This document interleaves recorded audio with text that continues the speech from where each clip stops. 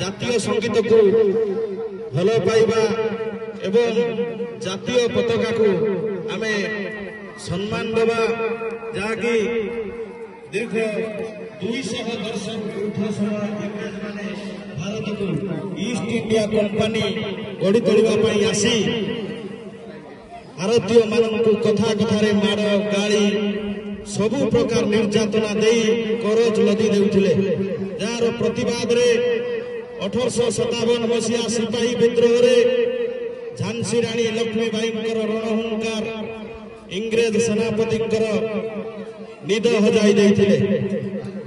ପରେ ପରେ ଗାନ୍ଧୀଜୀ ଦକ୍ଷିଣ ଆଫ୍ରିକାରୁ ଆସି ଆହ୍ୱାନ ଦେଇଥିଲେ ଅହିଂସାର ଯାତ୍ରା।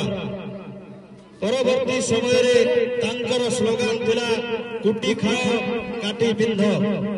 ପୁଣି ଥରେ ପରବର୍ତ୍ତୀ ସମୟରେ ଗ୍ୱାଲିୟରର ମଇଦାନରୁ ଚିତ୍କାର କରି କହିଥିଲେ ଭାରତ ଛାଡ଼ କର ବା ମର। ଏବଂ ଓଡ଼ିଶାରେ ମଧ୍ୟ ଗୋପବନ୍ଧୁ ଦାସ, ମଧୁସୂଦନ ଦାସ, ମାଳତୀ ଚୌଧୁରୀ ବହୁତ ମହାଜ୍ଞାନୀ ଜନନାୟକ ମହାନାୟକ ମାନେ ଲାଗି ପଡ଼ିଥିଲେ। ଯଦି ସ୍ୱାଧୀନତାର କଥା କୁହାଯାଏ, ଯଦି ସ୍ୱାଧୀନତାର ମଲା ଟାଣାଯାଏ, ତାହେଲେ ଆମେ କେବେ ବି ନେତାଜୀ ସୁଭାଷ ଚନ୍ଦ୍ର ବୋଷକୁ ଭୁଲିବା ନାହିଁ, ଯିଏ ଚିତ୍କାର କରି କହିଥିଲେ ମୋତେ ରକ୍ତ ଦିଅ ମୁଁ ତୁମକୁ ସ୍ୱାଧୀନତା ଦେବି। ସେ ମହାନ ଜନନାୟକଙ୍କୁ ଆମେ କେବେ ଭୁଲି ପାରିବା ନାହିଁ। ବାଲ ଗଙ୍ଗାଧର ତିଲକଙ୍କ କଣ୍ଠରୁ ଉଚ୍ଚାରଣ ହୋଇଥିଲା ସ୍ୱରାଜ ଆମର ଜନ୍ମଗତ ଅଧିକାର।